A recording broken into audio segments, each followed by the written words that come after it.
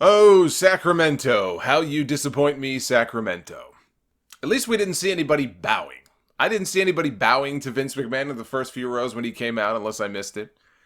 But Vince McMahon made his grand return to Monday Night Raw tonight, 1 week after having his top babyface, or one of his top babyfaces, go out on television and acknowledge the fact in Storyline that Monday Night Raw absolutely sucks. And so this was his big shakeup this week. The Nielsen ratings hitting new record lows. But remember, ratings don't matter. Except that Vince McMahon decided it mattered enough to make a big comeback here on television this week. And he walked out there and everyone's chanting along to his theme song and cheering for him like the big conquering returning hero. And he had promised a shakeup tonight here on Raw. He introduced the various members of the McMahon clan. So we were off to a great start when we heard Stephanie McMahon's theme music hit. Out came Stephanie. Stephanie introduced her husband, Triple H. They then introduced Shane McMahon, the commissioner of SmackDown Live. So the entire McMahon clan was out there.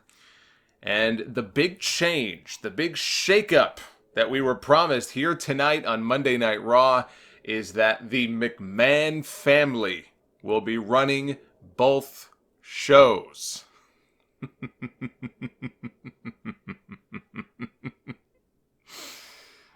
Oh, me.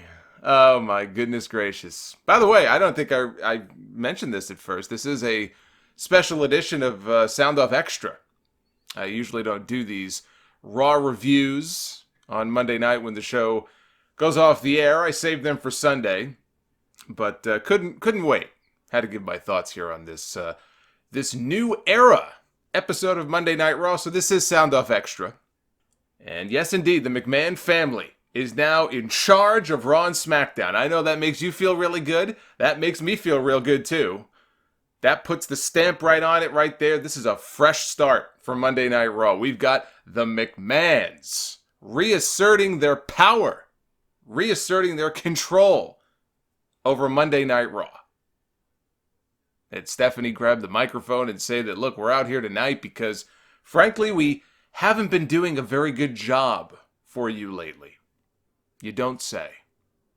She said that we have not been listening to the fans. She said it's time for a fresh start. And Triple H said that this was the end of the days of absentee management. How about the days of absentee champions? He didn't say anything about that. Shane said that the same would apply to SmackDown Live as well. Poor Paige. Through no fault of her own, it looks as though her days as SmackDown general manager may be over. And not only that, she's not allowed to wrestle, right? She's not cleared to wrestle, so she can't do that. So I'm not quite sure what that'll mean for her future. It's like being back in school. Remember when one kid would misbehave and the entire class would be punished for it? That's basically the situation that Paige finds herself in now. I actually think she's done a hell of a job as the GM on SmackDown. It's nice having a babyface authority figure. So that may be no more. But Stephanie said that they wanted to empower the talent and empower the fans. They want to empower you and I. We're going to give you what you want. This is what Triple H said. And he said in the coming weeks and months, the fans are going to see new faces. You're going to see new matchups. This is all well and good if that means no more general managers. Because I am sick to death of having multiple authority figures across all of the different shows. I said this last week. You know, it's not just that we had a Raw GM and a SmackDown GM. We had two Raw GMs because Alexa Bliss was sort of the unofficial GM of the women's division. We have two commissioners for both shows. And it was always goofy because we all know who the man in charge is. So at least they're consolidating power. That aspect of it is okay with me. Because it's no great mystery about who runs these shows. But the idea, just the reason I laugh, and I laughed in that clip at the beginning, which was only a slight embellishment, by the way. I found it legitimately hilarious that the big announcement was that the McMahons were taking back control of their own show. the idea that the big announcement of a shakeup is that they are back in control of the shows is absolute top grade A comedy. And you know what that means. That means that they're going to be back on television going forward. Even if Vince himself is not in front of the camera, it's going to be some combination of Vince and Triple H and Stephanie and Shane McMahon. Even more McMahons on TV. That's always the answer in this company. When things go sour, when ratings go down, when interest wanes, what do? You trot out a McMahon. Why don't they put Linda out there? Well, I guess she's busy these days. Nothing screams excitement more than Linda McMahon. Now, I was thinking about this, and I said, all right, well, let's try to be fair about this here. So, we all know the McMahons are in power. It's not a big secret. It's not as though they were going to surrender control of the company. And so now they're going to reassert their power. What could they do to potentially make this interesting going forward? And you think, well, one of the things they did tonight was they talked about the incoming influx of new talent from NXT. Could this lead to an eventual power struggle between Vince McMahon and Triple H? Right? We're seeing all these new NXT faces that are going to be debuting in the days ahead and the weeks ahead. These are Triple H's guys. These are Triple H's girls.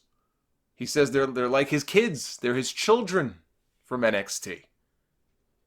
Could that be leading somewhere?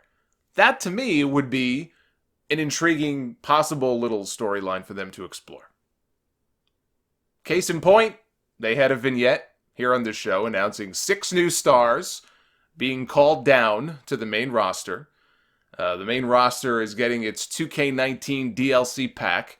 We've got Lars Sullivan, who we already knew is on his way up, EC3, Lacey Evans. I'm not sure how many of us were calling for a Lacey Evans call-up, but there it is. Nikki Cross, there's somebody the fans can get behind. And Heavy Machinery. That's an interesting one. You guys who listen to the full podcast every week know I'm a big fan of Heavy Machinery and NXT, big fan of Otis. Otis is going to get over wherever he lands, whatever brand he lands on. He's just an entertaining guy, and he's an impressive guy, too. He's an athlete. He's a big guy, but he's very strong. Very funny, good sense of humor. I think that he'll, hopefully, fingers crossed, they'll find a good role for him on the show, and hopefully he'll do well. And God knows they need new tag teams on these shows. And so maybe Heavy Machinery will get a nice push. But again, I think back to what they did with AOP and what they've done with the Revival. And excuse me if I don't have a whole lot of faith in this same regime to suddenly change on a dime and all of a sudden they're going to do right by all of these NXT talents. I'm sure Triple H wants to. Triple H would love to do right by all these NXT guys. But even though in storyline it's the 4 McMahons sharing power, we all know that's not the way it is behind the scenes. It's one man's vision. And I keep coming back to that. Until that changes, what is really going to change on this show? That's the question that has yet to be answered. But again, this could be part of a larger story where Triple H starts to flood these shows with all of his guys, and maybe it goes somewhere. I know I'm probably being more creative with it than they are, but I think that could be intriguing. If he makes a power play, hey, better yet, what if he was truly allowed to take over the reins of Monday Night Raw? Forget storyline, I mean behind the scenes. What if he said, hey, you know what, Paul, why don't you take over? Why don't you make Monday Night Raw your own? That would be different. Here's another potential storyline. I've floated this before as something I would like to see. I don't know if you guys would agree. But one McMahon angle that they've never explored before, for all the times we've seen Vince feuding with Shane, and Shane feuding with Stephanie, and Stephanie feuding with Vince, and Triple H feuding with Vince, we've never seen any sort of on-air beef between Triple H and Shane McMahon. And I always said that to me is what, of all the potential McMahon angles here, if they really wanted to kind of weave reality into it, that's the one that intrigues me the most. Maybe that ends up being Triple H's big match for WrestleMania. Maybe they could build to that. It could be Triple H against Shane. Both of them are going to have their obligatory WrestleMania match. Maybe they have one against one another. You know, you got Shane McMahon here, the boy wonder, who was next in line to the throne until this other guy drugged and married his way into the family. Again, these are just potential storyline avenues they can explore. There are ways to make this interesting. Even though, again, I can't stop laughing at the idea that the big announcement was that the McMahons are back in charge of their own show and we're supposed to give a shit. I just find that funny. But the fact is, they can call up the entire NXT roster. Forget the 6 people they showed us tonight. They can call the whole damn roster up. It doesn't matter. None of it matters if the people in charge write and produce the shows in exactly the same way they always have. Reshuffling the deck chairs isn't going to work unless you renovate the entire deck.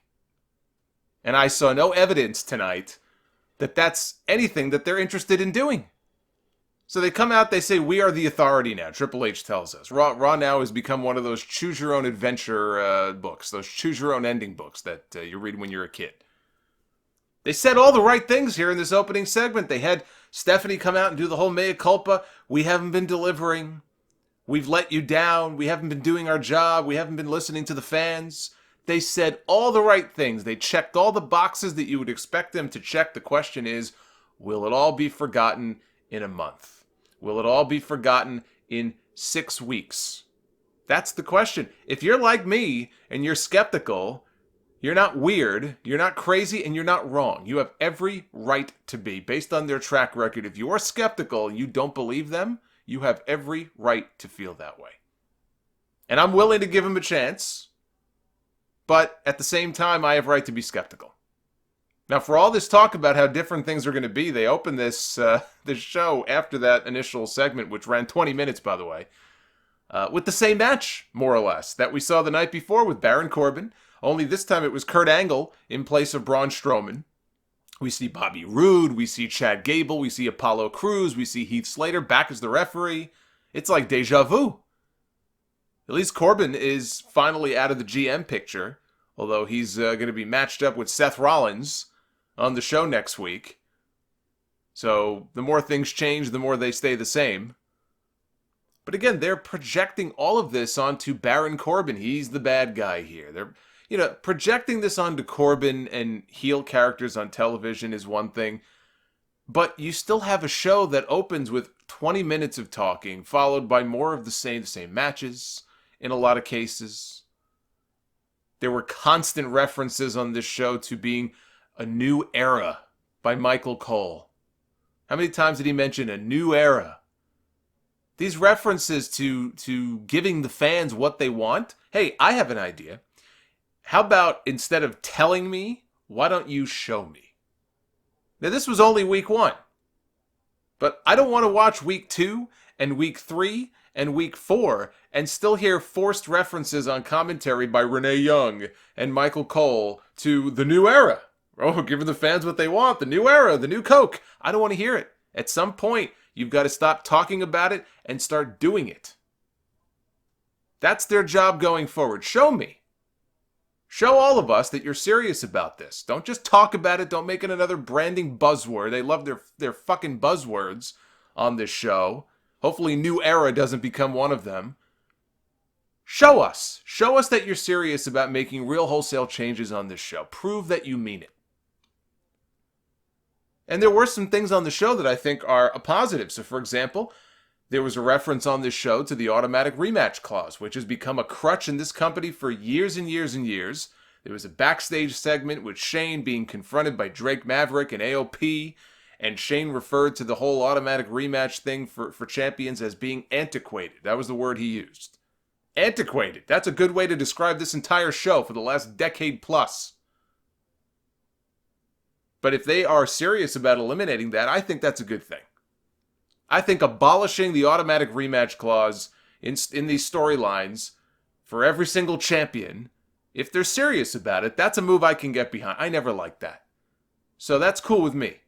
You had Ronda Rousey. She came out for her promo segment. She suggested a new tradition where the night after a pay-per-view, the champion shows up and defends their title. Brock Lesnar would be amused by this if he was actually watching the show, which he once admitted he does not. On this very show, in fact, they did a whole storyline where Brock Lesnar didn't want to go to work. He was in the back. He was reading Backwoodsman magazine. He would not leave the couch. He did not want to go out in front of the people. And the storyline was, Paul, I don't watch the show. Why would I watch the show? And everybody went, I am Brock Lesnar. It was something the fans could actually... It might have been the first time in his entire career that Brock Lesnar felt like a relatable human being. So this was not that long ago. You had the champion on this show saying he doesn't watch the show. Why would I watch the show? Then you had last week one of the top babyfaces in the company admit that the show sucks. What a time to be a fan of Monday Night Raw. By the way, Bray Wyatt, since some people were tweeting me about it, Bray Wyatt was, I'm going to assume that Bray Wyatt was drunk tweeting. I know it's probably the start of some dumb storyline. Could you fault the guy if he really was drunk tweeting during the show? It's the only way I can get through Monday Night Raw these days. If I don't have a little bit of alcohol in me, it's just impossible. So I can understand that. If he was drunk tweeting, he's posting all this gibberish and all this nonsense. I am not a god. I never was. I'm sorry I said it. I was wrong. I know the true God now and his power. I feel I'm forgiven for all the wickedness I have caused. My soul is clean now. My mind is clear. And he says they took it all. I don't know who they is. The creative team, I guess. They took it all. I have so many things to fix. I realized that I was sick. My mind does not work like other people's. It gets lost. My next journey will be to find my true calling. This is goodbye, he said. Maybe he'll cycle through a bunch of new gimmicks. He says he found his true calling. Maybe he's going to be an IT technician. A few other notes here from this show. Tyler Breeze was back on Monday Night Raw, and we haven't seen him in a while. He was doing his traditional Tyler Breeze gimmick since Fandango is still out hurt. We got to see Tyler make his NXT return to Full Sail last week. He accepted Ricochet's open challenge for the NXT North American Championship. He lost, and he lost again here to Dean Ambrose, who extended the open challenge for the Intercontinental title. I keep saying this on the shows. And look, the open challenge gimmick in and of itself can be exciting. But the problem is that when WWE finds something that works, it's like they can't help themselves. They're like a child. They take it and they beat it to death. And that's what they've done with the open challenge gimmick. They do the open challenge gimmick with the Intercontinental title. They did it previous to that with the US title. They did the open challenge gimmick, I think, even with the WWE title recently. They did it in NXT now with the North American Championship. They've got Ronda Rousey doing open challenges for the Women's Championship. And at some point, you look at this and you go, boy, they must really be devoid of any creativity whatsoever if the only ideas they have are to have open challenges in every division with every title. It's like every other week there's an open challenge. Hopefully that's one of those fresh new ideas that goes away, goes the way of the dodo here with the new Monday Night Raw. Can we get away from open challenges every week and just build up storylines between two people who don't like each other? I mean, you gave me the authority, right? I am the authority after all. I decree that we put a moratorium on open challenges. Surely they can be a little more creative than that. So Ambrose beat Tyler. He retains the IC title, got beat up by Rollins when it was over. Rollins, by the way, had a backstage promo where he acknowledged and owned up to his performance in the match with Ambrose last night at TLC when they were getting "This is boring" chants. And he owned up to it, and he says that I've got to be better than that. And so it was interesting to see them incorporate that into his promo here on this show. And it really was. There were people fighting me on this. They were like, no, the match was really good. It just was in a bad place on the show. Or, it should have been a TLC match. Well, yeah, okay, maybe. Maybe it should have been a TLC match. But then you have to take the TLC stipulation away from something else because there shouldn't be 3 different TLC matches on one show. But again, it's a crutch. The match wasn't very good. If the match was any good, I wouldn't have been half asleep. And I wasn't the only one. Just own up to it. We've seen Seth Rollins have far better matches. Last night was not one of them. So here on this show, they had him go out and own up to it. We have the Revival winning a fatal 4-way over AOP, the B team in the Lucha House Party. And so the Revival got name dropped by Rollins in that promo last week as being a tag team that has been wasted on Raw, and all of a sudden here this week, the Revival get a big win. That puts them in line for a tag team title opportunity at some point. They didn't put a date on it. It's not next week, but they are now in line for a title shot in the future. And so that's a step in the right direction. These are positive steps that they did take on the show tonight. They're in some ways trying, but again, I am still skeptical. Until I see the results as the weeks go on, I will remain skeptical of this, because we've seen the Revival get a little spark going, and then all of a sudden it gets blown out. And that could very easily happen again. Just because they have a tag title shot coming up doesn't mean they're going to win, and it doesn't mean they're going to do anything with them long term. Let's see what happens. We had coming soon videos for Sami Zayn and for Kevin Owens. They're both on their way back. The Owens one is the one I'm looking forward to. It'll be cool to get him back, because even if he can't wrestle, I don't think he's going to be cleared for another couple of months at least. Even if he can't wrestle, there's so much that they could be doing with this guy in other ways, in other segments on the show until he is fully healed. And so I think it's cool that we're going to be getting him back soon. They didn't put a date on it, but obviously if they're running videos, it's going to be happening in the next few weeks, I would assume. And they ended the show with a nearly 1 hour long women's gauntlet match. Ronda Rousey wanted some competition. All the women of the Raw roster wanted a shot at the championship. Stephanie said, look, we're going to do a gauntlet to determine the number one contender, the woman who will face you next week. And so away we went. And in the end, it was Natalya, her storyline best friend, Ronda's best friend, who ended up beating Sasha Banks here at the very end of this gauntlet that went 52 minutes, or almost 53 minutes here. She beat Sasha Banks, and others were Bayley and Alicia Fox and Dana Brooke and Mickie James, and Ember Moon was in there. She got beat by Natalya. And Ruby Riott as well also got beat by Natalya. Look, overall I thought it was good. I mean, there were parts of it that were kind of slow and dull. I would not put this up against, for example, the gauntlet we saw earlier in the year that Rollins was in. This was nothing close to that. But it got good towards the end. I like what they did with Natty and with Sasha. It got good there towards the end. But otherwise, when this show was over, and again, Ronda came out and she confronted Natty, and Natty should have smacked the shit out of her, and she didn't. They embraced. They shook hands. Maybe that's coming next week. Maybe next week when Natty loses, she'll snap, and she will turn on Ronda. From what I understand, that had been the plan, and they pushed that back when her father passed away. They just felt that it wouldn't be the right time to turn her heel. So, would not at all shock me to see her lose and then turn and beat the crap out of Ronda Rousey next week. But when this show was over, honestly, for all this talk about a shakeup and doing things differently, it just felt like more of the same to me. Again, they're reshuffling the deck chairs. They're swapping out some new faces, which they have to do, but that in and of itself is not going to change this show. This was 1 week, but week one felt a lot like all the other weeks. And, they said, well, changes are coming in the weeks and months to come. Days and weeks are one thing. It should not take months to truly change up this show and get people interested in watching this show again. It's going to take more than calling up new victims from NXT. It's what they do with them. Once you get them up there, what do you do with them? So many people get called up and they don't do shit with them. Then you have people that they do stuff with, and you would rather they didn't do stuff with them. Is it going to be more of the same? You have Velveteen Dream on Twitter saying, hey, pick me, call me up. Hey, be careful what you wish for. I don't think I'm ready for that.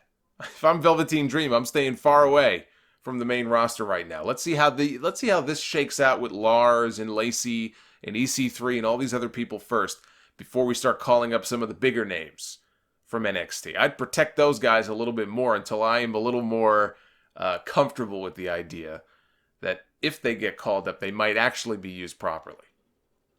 But Raw next week is a taped show. I think they're taping it, tomorrow night. Christmas Eve episode, they announced a whole bunch of matches. And of course, Ronda and Natty for the Women's Championship. And so that was the new Raw. The new Raw was more of the same with some new faces. And I'm going to take a wait-and-see approach on this. I know some people tuned out before the show was even over. They were like, peace out, when they got to the midway point of the show. And I don't blame him. It's a hard show to sit through.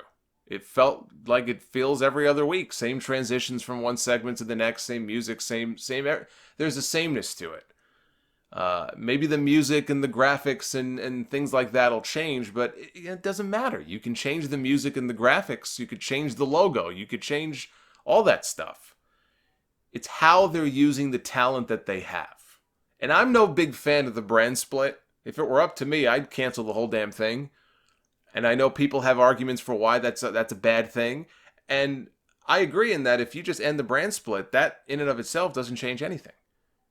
Okay, so now AJ Styles and Samoa Joe can wrestle guys on Raw too. That's kind of cool, but it doesn't matter. It boils down to how are you using the talent that you have? These people have proven that in a lot of ways with a lot of guys, they don't know how to get out of them what they can get out of them, or what NXT is able, in a lot of cases, to get out of them. Why should it be different on the main roster?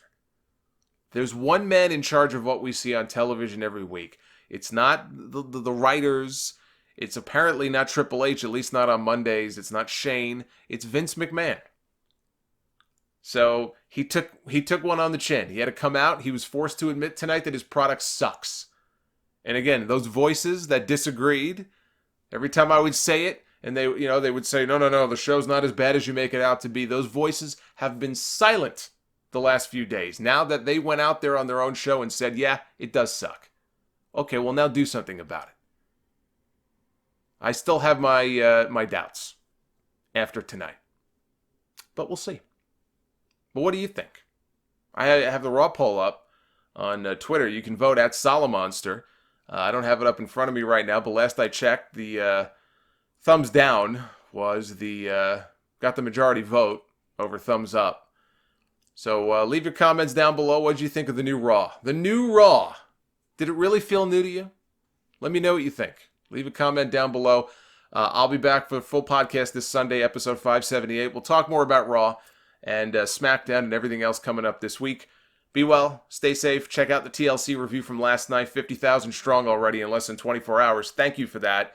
And a lot of new content coming to the channel soon as well, so hit that sub button. Until next time, take care, guys.